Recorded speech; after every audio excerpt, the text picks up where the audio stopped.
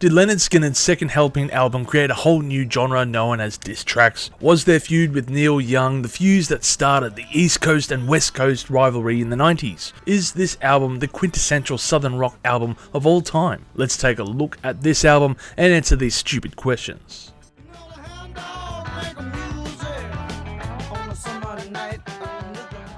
Despite being the band's second album, Lynyrd Skynyrd has a rich history, and if you want a more in-depth and mostly correct video, then I have this covered, but the short version is the band's second album was a follow-up to their highly influential and explosive debut effort pronounced Lynyrd Skynyrd, released the year prior. If the band wanted to continue playing in honky-tonk bars as they were so fond of doing so, or drinking the finest whiskies, then they would have to knuckle down and write another breakthrough record, one that would somehow surpass the highs of their previous efforts. But were the band up for this mammoth task, or would they become like so many others and fall short of a powerful debut album? After being signed by Al Kooper for their first album, they would start to record material for their second record while on tour as a support act for The Who, which saw them front up to 30,000 people in this instance, which is a massive step up from the local pub scene that they were playing for in front of a couple of dozen fans. Or maybe they were doing neither, instead just focusing on drinking, fishing and fighting. Either way, nothing was going to stop the band from releasing an album in a short period, and that's exactly what they did on the 15th of April 1974 when this aptly titled album dropped. After all, the first album taught us how to say their name, so if we go back again, it was to live up to the title.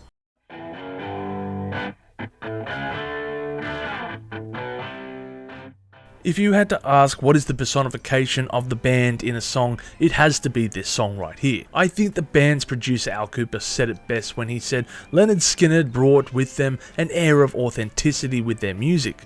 Other bands on the field capitalized on the sound of the South, in particular the bands from across the ocean like Eric Clapton, The Who, Cream and the Rolling Stones, who would sometimes put on a southern accent in their songs, perhaps as a air of authenticity to the music. Either way, all of these artists were finding success, making it big on the international stage, and while I have no quarrel with what they were doing, after all, music is but an evolutionary step in taking what was and updating it for a newer sound. But it does seem more personal for a band of the region to be writing music, especially where it originated from. They're the real thing, Kooper would go on to say, and after their debut album dropped, they had to prove how hungry they were coming into this, their So For More effort. The earliest signs came from the song Don't Ask Me No Questions, a simple hard rocking track that beckons the listener to mind their own and let the band enjoy a bit of R&R despite reaping the benefits of success that was found earlier. It's a fun track and best to not overthink it as Gary rips into one of his signature solos. Well, that was easy. Was there some other single from this album?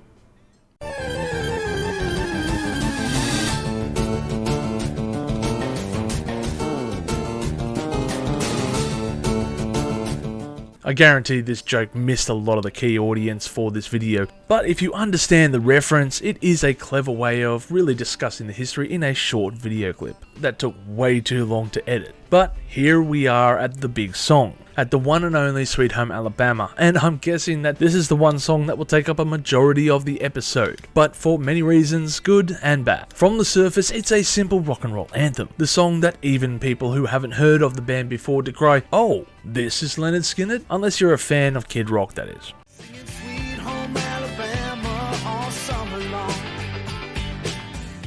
To the fans, this is the song about Neil Young and a swipe that he took at the South on his song Southern Man. A song that paints the entire South as this backwater, Bible-thumping, cross-burning people in truly unflattering imagery. And while it's commonly attributed to this song, it is also due to another song by Young that inspired Ronnie to write this tune to defend the South. Can you guess the name of the second song? It's not a trick question. Once I give you the answer, you will see what I mean.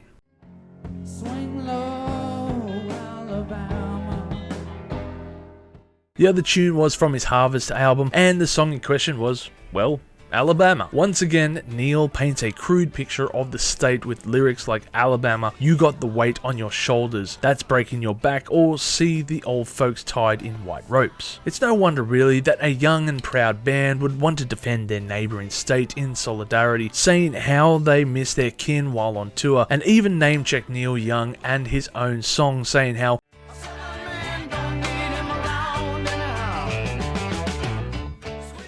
Now, before we get carried away with fervent flag waving patriotism, let's reel it on in with a few facts here. The band does have a controversial image, of course, with widespread use of the Confederate flag at concerts and even on the cover of this song.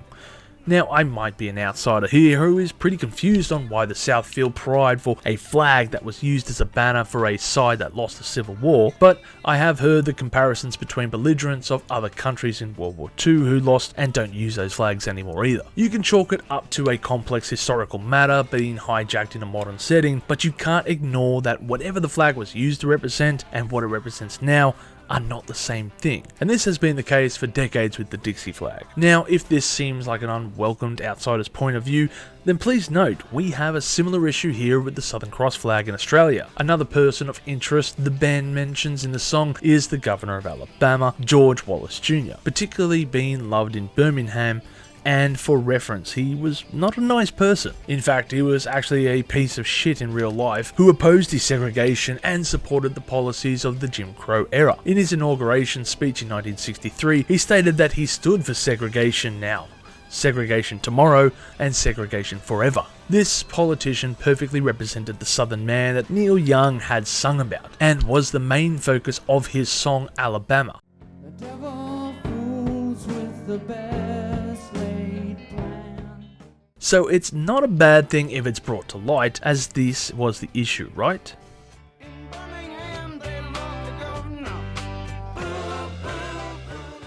Well, this lyric has perhaps haunted the band for their lives, and while certain band members have suggested over the years evidence to the contrary in support of the governor, I don't think this is entirely the truth. You see, I don't think the band were against his actions, but I don't think the band were in support of, well, that whole segregation thing either. I like to think that the band for this era have always and will always be an apolitical faction that just wanted to drink, smoke, and enjoy the honky-tonk bars, and that is made obvious with the lyric "Watergate doesn't bother me," which can be open to interpretation, but I think that the group just didn't care about politics really. After all, they wanted to be taken home to see their kin. I can forgive the stupor of the Confederate flags and not knowing better. After all, Phil Anselmo has learned as much in hindsight, but I don't believe the band were trying to make a political statement, especially when most of their music has nothing to do with this matter. To me, there is no right or wrong in regards to either Lynyrd Skynyrd or Neil Young and their views on this matter. Both have points to be made, and both songs are incredible generalizations of each other's matters, but that is largely due to the incredible detail required to discuss the subject matter in a short period such as this one song. I mean, here I am only scratching the surface of such a contentious issue, and I've merely been ranting for 5 or so minutes. Neil made some great points in his songs Alabama and Southern Man in regards to this massive issue of racial divide, and considering this was at his peak, I'm not surprised. After all, you don't get voted as the governor without the majority of the vote. But Lynyrd Skynyrd also did their part in defending a state from falling under a blanket reference regarding this issue that I'm sure many people in the area didn't agree with, and it should be noted that the band asked for Mary Clayton to sing backing vocals on the song, most notably for the lyrics for Boo Boo Boo Boo, so I can't see them in support for such a politician and finding some common ground on the matter. Also, the feud was clearly short-lived, as Ronnie would be photographed on the front cover of the Street Survivors album wearing a Neil Young shirt as well. Look, it's goddamn complex. And speaking of feuding, this might just be one of the earliest stabs at another contemporary musician in what Wikipedia now referred to the matter as being dissed in the lyrics. So technically this might be one of the earliest diss tracks put to record. It's not the first diss track, pretty sure that title belongs to William Shakespeare, but it is notable for being an earlier modern take on the subject in what would be a common occurrence moving into the 90s and onwards. Makes you wonder how it was perceived back in the day. Maybe it was the prototype music for the East Coast versus West Coast music. First off, fuck your bitch in the click you claim. West side when we ride, come equipped with game. But perhaps not. I mean, Zant himself has stated that the song was written as a more tongue-in-cheek track, and his wife would listen to Neil often. Apparently, Neil Young himself heard the song before its release and approved of it, understanding it wasn't as a dig to him, but rather written for the sake of writing music. Still, I think it's a noteworthy mention as a moment in music for all the reasons above, and including the next few, because speaking of moments in music, oh boy, has this song stood the test of time. It has garnered over 1 billion plays on Spotify and has over 20 credits in movies and TV shows ranging from Forrest Gump, Joe Dirt, 8 Mile, Con Air, The Simpsons, Rick and Morty, Malcolm in the Middle, How I Met Your Mother, Despicable Me, to many, many, many more. It's been the go-to song of choice for when you want to introduce a character or image typically associated with the Deep South. In fact, its party-like riffage would even find new life in the early noughties when Kid Rock sampled this song alongside Werewolves of London for his song All Summer Long, scoring him his last major hit as he coasted on the coattails of other talented musicians. Clearly the band didn't mind though, as they received a final payday for their efforts. Furthermore, they would also be indicted to the Rock and Roll Hall of Fame by Kid Rock himself. Let me just say that Lynyrd Skynyrd, simply is the shit, period, to me. As for the song itself, yeah, of course it's good. Perhaps a bit overplayed at this stage and wedged into a stereotype, but still pretty damn good. And they still have better tracks on offer, but I'm not skipping this song when I hear it come on the radio. They certainly made the right call by opening up this album with the song, as it exemplifies what they had on offer the longer you played this record. Well shit, that was long. What's next?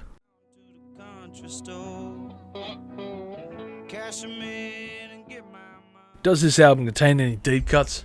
Oh yeah, it certainly does. And if all you know about this album is the first song, then you are really missing out, because most of the album contains absolutely amazing songs, but I will limit myself to only 3. Working for the MCA would be my first pick. A song with a fast and furious pace that delivers blistering guitar work and a great organ accompaniment that perfectly complements the guitar solo. You really can't go past this song if you are after some high octane energy that could rival a few other classics of theirs.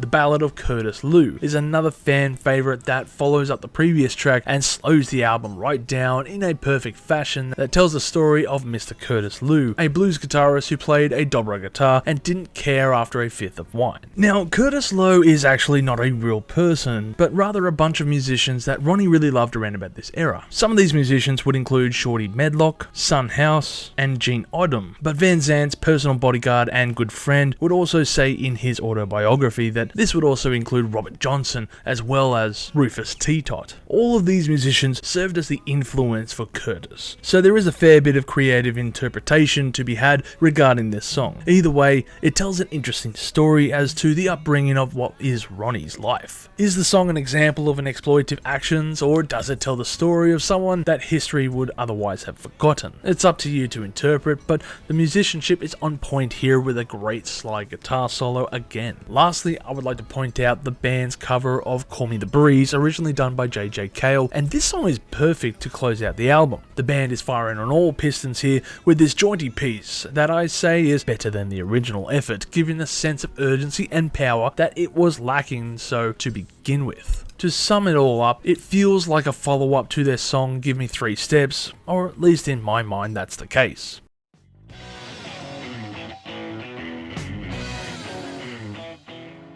There really is no denying that Lynyrd Skynyrd were clearly able to recapture lightning in a bottle for their Sophomore album, and certainly made an amazing effort that is both strong in music whilst creating some somberness in other songs that really isn't found on their first album. Furthermore, this album would withstand the test of time, which is an extremely difficult task to achieve. In fact, I would say it's nigh impossible to do so if you set out with this intention to begin with. This album contains some awesome music by the band and their most memorable tunes to boot, during what many fans would consider to be their hot streak, a time when the band found the finesse and shit out pure gold. This was certainly the band's most prominent era, and there's no denying it by any fans of the group. However, the question remains is this the best Southern rock album ever made? Well, I'm not too sure, to be honest, but what I do know is that I don't think this is even Lynyrd Skynyrd's best album to date. That title is proudly held by their debut album, a record I constantly find myself revisiting and blasting at full volume. And Robert Christgau surmised this perfectly on his review regarding this album, stating, "It's a substantial record, but it feels like they blew their best stuff on their first platter." Arguments can be made to counter this, but that is more or less how I feel about the record. The previous efforts were perfection, and this one follows it up by nearly flying as high as the first. Back to the best southern rock albums of all time, and maybe others would cite bands like ZZ Top or Allman Brothers bands as the best in the field. But Lynyrd Skynyrd would easily be amongst the top 3, and for good reason too. Their legacy. I don't care how many concerts you go to, there is always one person who shouts out Freebird to be played as the encore. Nobody shouts for Smoke on the Water, or Stairway to Heaven, or even Sweet Home Alabama. They want Freebird because it rocks, and that's the legacy the band have created, and continue to uphold on this album, Second Helping. An album that dared to soar with the best, and came dangerously close to doing so. After all, this album appears alongside with 2 of the other albums by the band that made the list of 1001 albums you must listen to before you die by Robert Dimry, and for good reason.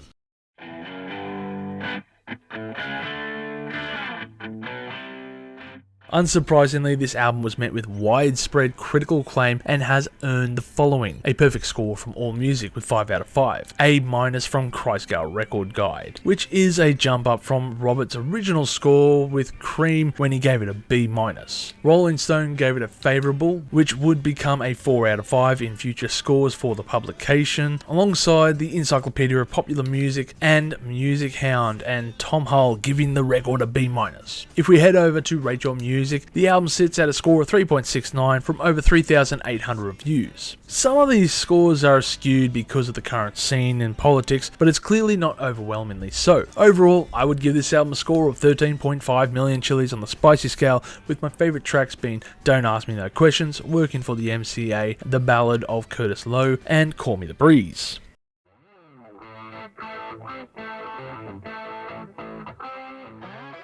If you haven't listened to this album by now, then you must. If all you have heard from this album is the opening song, then you are truly missing out on the bigger picture. There is just so much more to Lynyrd Skynyrd than that overplayed track that is Sweet Home Alabama. For years I considered this album second rate compared to their Holy Mountain that is their debut album, until only in the recent few years when I started to come back and revisit the band's other works, and found myself enjoying their lesser known songs more. Although I limited myself to only 3 tracks for the deep cuts, there is still another track that I want to mention, and that is the song The Needle and the Spoon, a song about heroin and the rampant issues surrounding its use. While not uncommon to write a song about this matter, or an album, looking at you Alice in Chains, what is interesting is the similarities in a song's title on other pieces called Needle and the Damage Done, which was also recorded by Neil Young, and that's just the thing about this album.